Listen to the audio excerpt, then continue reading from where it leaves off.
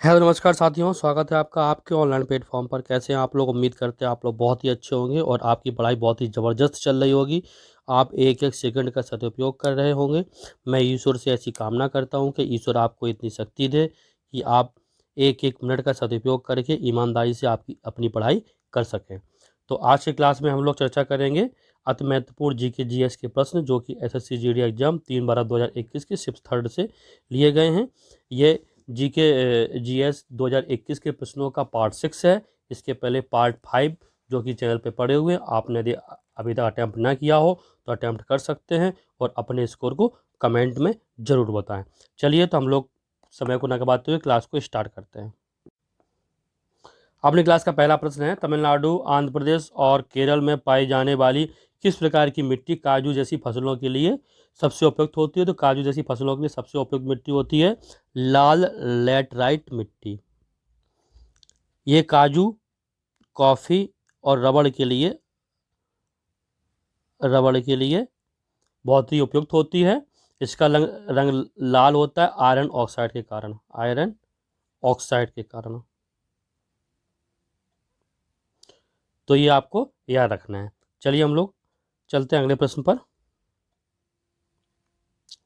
तो आज की क्लास का अपना दूसरा प्रश्न है, भारतीय संविधान के निम्न में से किस अनुच्छेद के तहत सर्वोच्च न्यायालय को न्यायालय की अवमानना के लिए दंडित करने की शक्ति शामिल है?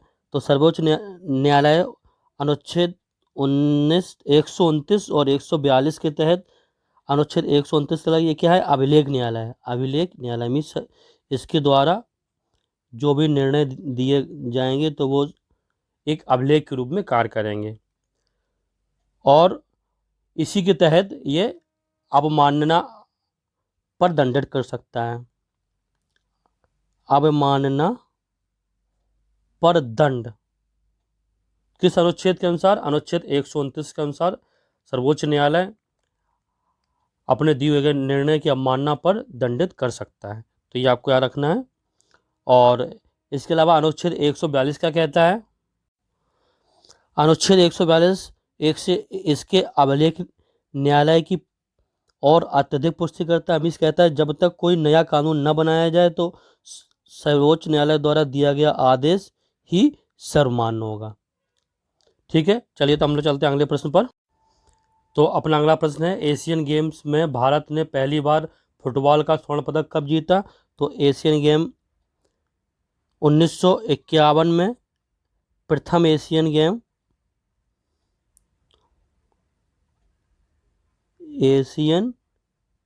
गेम्स कहाँ हुए थे? नई दिल्ली में हुए थे। तो इस पहला प्रश्न ये आता है कि पहले एशियन गेम्स कहाँ हुए थे? तो पहले एशियन गेम्स नई दिल्ली में हुए थे और इसी में इसने फुटबॉल में स्वर्ण पदक जीता था। किसने? भारत ने। तो प्रश्न कई बार पूछा गया पहले एशियाई गेम्स कब हुए? तो 1951 में हुए। कहाँ हुए? तो नई दिल्ली में हुए।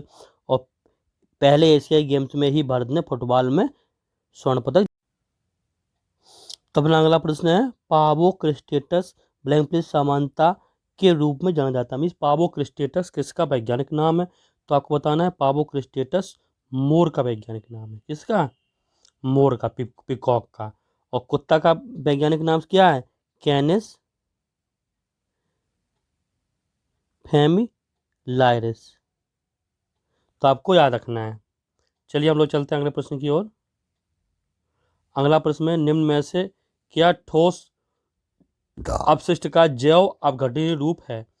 तो जब ठोस अपशिष्ट का जैव अपघटन जब होता है तो वो किस में बदलता है? कंपोस्ट में। मीन्स जो भी आप देखते हो अपना खाद्य या कूड़ा करकट जो होता है वो केंचुए या अन्य निम्न जीवों द्वारा कंपोस्ट में बदल दिया जाता है। तो इसे कंपोस्ट खाद के नाम से भी जाना जाता है। तो आपको याद रखना है।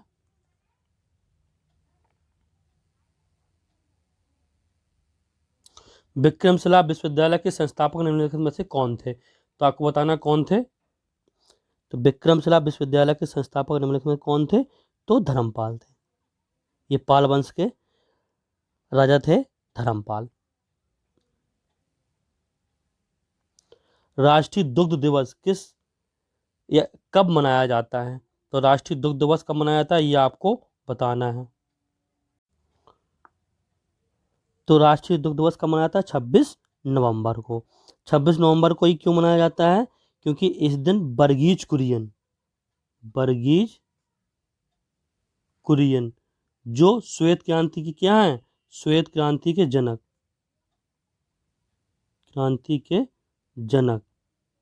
इनका बर्थडे है 26 नवंबर को, इसलिए राष्ट्रीय दुग्ध दिवस 26 नवंबर को मनाया जाता है। और इन्हीं के प्रयासों से आज भारत विश्व में दुग्ध के उत्पादन में नंबर 1 है। चलिए हम लोग आगे बढ़ते हैं।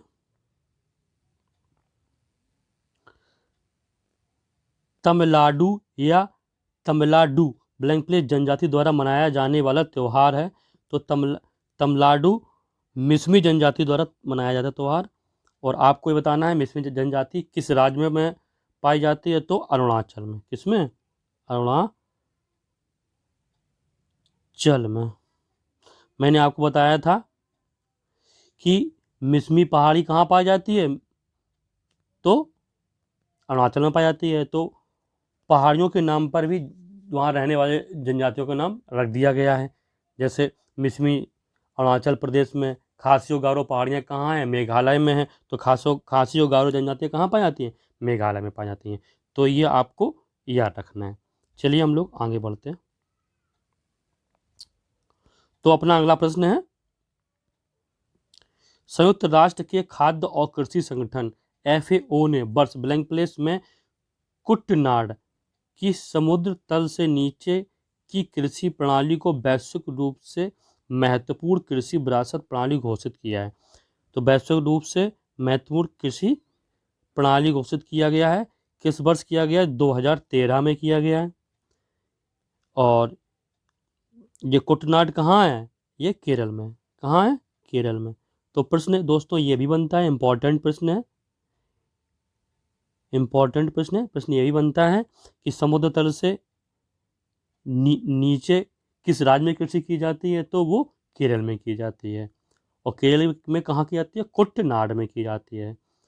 तो इसीलिए वैश्विक रूप से कृषि विरासत प्रणाली या महत्वपूर्ण कृषि विरासत प्रणाली इसको संयुक्त राष्ट्र ने घोषित किया है। तो आपको याद रखना है। चलिए अगला प्रश्न चलते हैं हम लोग। अपना अगला प्रश्न है, राष्ट्रीय नमक सत्याग्रह स्मारक कहाँ स्थित है? तो नमक सत्याग्रह कहाँ से स्टार्ट किया गया था? दांडी से। कहाँ से? दांडी से। तो दांडी कहाँ पड़ता है? गुजरात में। तो ऑप्शन ए सही है। चलिए हम लोग चलते हैं अगला प्रश्न।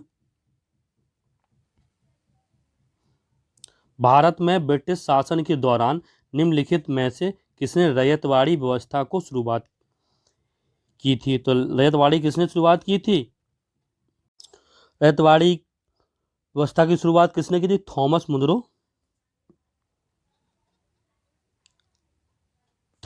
मुनरो और कैप्टन अलेक्जेंडर रीड ने एक साथ मिलकर की थी। कब? 1792 में। और कहाँ से की थी? बारह महल जिला। और ये किस प्रेसिडेंसी में पड़ता था? मद्रास में। कहाँ था? मद्रास में। ये सभी प्रश्न पूछे जाते हैं। रैयतवाड़ी व्यवस्था की शुरुआत कब हुई? 1792 में हुई। किसने की? थॉमस मुनरो और कैप्टन रीड ने किया। कहाँ से किया? 12 महल जिले। और किस प्रेसिडेंसी में था? मद्रास में था। कहीं कहीं मद्रास मिलेगा, कहीं कहीं आपको 12 महल जिला मिलेगा। तो आपको ये याद रखना, थॉमस मुनरो, कैप्टन रीड, 1792, 12 महल जिला, मद्रास के प्रेसिडेंसी। चलिए हम लोग को बढ़ते हैं। तो अपना अगला प्रश्न है, भारतीय संविधान में द्विसदनीय प्रणाली किस देश से ली गई है? तो द्विसदनीय प्रणाली कहाँ से ली गई? यूके मीन्स यूनाइटेड किंगडम से ली गई है। तो यहां से क्या क्या लिया गया है? संसदात्मक शासन प्रणाली,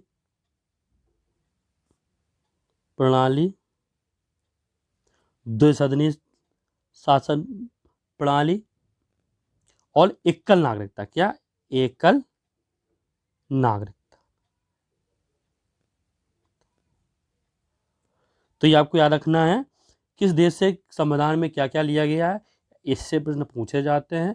तो ये आपको याद रखना। ऑस्ट्रेलिया से क्या लिया गया है? समवर्ती सूची और प्रस्तावना की भाषा। अमेरिका से क्या लिया गया है? न्यायिक पुनरावलोकन न्यायालय की स्वतंत्रता, राष्ट्रपति और राष्ट्रपति पर महाभियोग। आयरलैंड से क्या लिया गया है? नीति निर्देशक तत्व, राष्ट्रपति का निर्वाचक मंडल और राष्ट्रपति द्वारा राज्यसभा में 12 सदस्यों का मनोनयन। तो ये आपको याद रखना है। चलिए हम लोग आगे बढ़ते हैं। कोलकाता में भारतीय संग्रहालय की स्थापना किस वर्ष की गई? तो कोलकाता में भारतीय संग्रहालय की स्थापना 1814 ईस्वी में की गई, जो किस नाम से थी? सिटी ऑफ जॉय के नाम से। किसके? सिटी ऑफ जॉय के नाम से की गई थी। तो आपको याद रखना है। चलिए हम लोग चलते हैं अगला प्रश्न।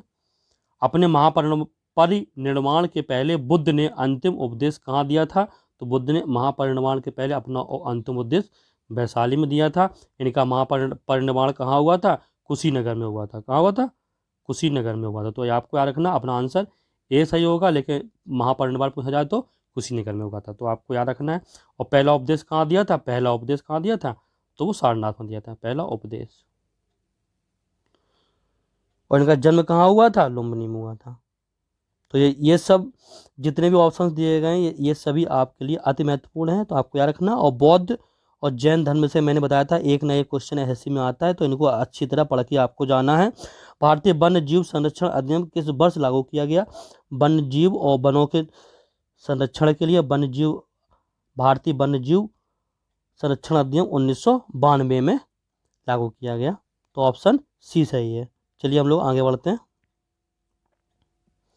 इकोलॉजी शब्द, ब्लैंक प्लेस शब्द एकोलॉजी से बना हुआ। एकोलॉजी किस भाषा का शब्द है? तो ये यूनानी भाषा का शब्द है। किसका? यूनानी का। ऑप्शन ए सही है। अपना अगला प्रश्न है 52वां संविधान संशोधन 1985 द्वारा जोड़ी गई भारतीय संविधान की ब्लैंक प्लेस अनुसूची दल बदल से संबंधित है। तो आपको बताना है कौन सी अनुसूची दल बदल संबंधित है। तो 10वीं अनुसूची दल बदल से संबंधित है। तीसरी अनुसूची किससे संबंधित है? शपथ। किसके द्वारा? महत्वपूर्ण पदाधिकारियों द्वारा ली गई शपथ का वर्णन इसमें है। और 5वीं अनुसूची में क्या है? 5वीं अनुसूची में SC और ST क्षेत्र और उनके प्रशासन के क्षेत्र और प्रशासन के बारे में जानकारी दी गई है। और 6वीं अनुसूची में क्या है? असम, मेघालय, त्रिपुरा, मिजोरम। असम, मेघालय, त्रिपुरा, मिजोरम राज्य के जनजातीय क्षेत्रों के प्रशासन के बारे में बताया गया। कौन कौन से राज्य? असम, मेघालय, त्रिपुरा, मिजोरम। कई बार प्रश्न आता है, इसमें 4 ऑप्शन दिए जाएंगे। निम्न में से कौन सा राज्य 6वीं अनुसूची में जनजातीय क्षेत्रों के प्रशासन के बारे में वर्णन नहीं है? तो आपको याद रखना असम, मेघालय, त्रिपुरा, मिजोरम। मीन्स ये एक लाइन से 4 राज्य हैं, असम, मेघालय, त्रिपुरा, मिजोरम। इनके जनजातीय क्षेत्रों के प्रशासन के बारे में जानकारी मिलती है। अनुसूचियों से क्वेश्चन आते हैं और बहुत ही इजी हैं। आप 5 मिनट में पढ़ के इनको सॉल्व कर सकते हैं। तो आप अनुसूची मतलब 1 से लेकर 10 अनुसूची से संबंधित जो भी प्रश्न है आपको तैयार करके जाना है। ठीक है, चलो हम लोग आगे बढ़ते हैं।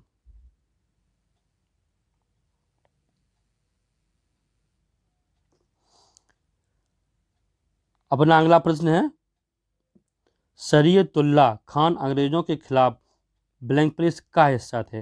अंग्रेजों के खिलाफ इन्होंने किस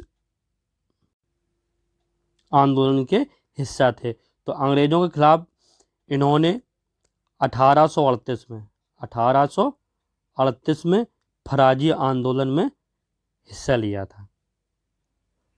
समझ में आया? अंग्रेजों के खिलाफ किसमें? 1838 में फराजी आंदोलन में। किसमें? फराजी आंदोलन में। तो ऑप्शन ए सही हो जाएगा अपना। चलिए हम लोग आगे बढ़ते हैं। इंपीरियल बैंक ऑफ इंडिया की स्थापना कब हुई? तो इंपीरियल बैंक ऑफ इंडिया की स्थापना कब हुई थी? 1921 में हुई थी। और बाद में इसका नाम क्या होगा था? SBI। क्या होगा था? SBI means state bank of India पड़ा। 1955 में इसका नाम SBI means state bank of India पड़ा। चलिए हम लोग चलते हैं अगला प्रश्न। मूल भारतीय संविधान की 8वीं अनुसूची में कितनी मान्यता प्राप्त भाषाएं थीं? तो ये आपको बताना 8, 14, 22 डी इनमें से कोई नहीं। तो मूल रूप से इसमें कितनी भाषाएं थी? 14 भाषा थी। ऑप्शन बी अपना आंसर हो जाएगा। और वर्तमान में कितनी भाषाएं? 22 भाषाएं। वर्तमान में कितनी भाषाएं हैं? 22 भाषाएं। तो ये आपको क्या करना, क्वेश्चन दोनों पूछते हैं, वर्तमान में कितनी है तो 22 है, और मूल रूप से कितनी थी तो 14 थी। तो आपको इतना याद रखना है। चलिए, तो दोस्तों ये रहे अपने जीके जीएस के 20 प्रश्न। आपके कितने प्रश्न सही हुए तो आपको ये कमेंट में बताना है। और आपको यदि सेशन अच्छा लगा हो, आपको लगे कि मेरे द्वारा दिया गया कंटेंट और जो मेरे द्वारा व्याख्या दी जाती है ये आपके किसी काम आ सकती है, तो वीडियो को लाइक करें और अपने छोटे भाई बहन और दोस्तों के बीच में शेयर करें, जिससे इसका लाभ वो लोग भी ले सकें। और यदि आप पहली बार चैनल पर विजिट कर रहे हैं तो सब्सक्राइब करें। और दोस्तों, इसी प्रकार का कंटेंट आपको आगे भी मिलता रहेगा। और वीडियो देखने के लिए आपको बहुत बहुत धन्यवाद। और इसके अलावा आपको किस सब्जेक्ट पर वीडियो चाहिए उसको भी कमेंट में बताएं, तो मेरे द्वारा उस पर वीडियो बनाने का प्रयास किया जाएगा। ओके, धन्यवाद।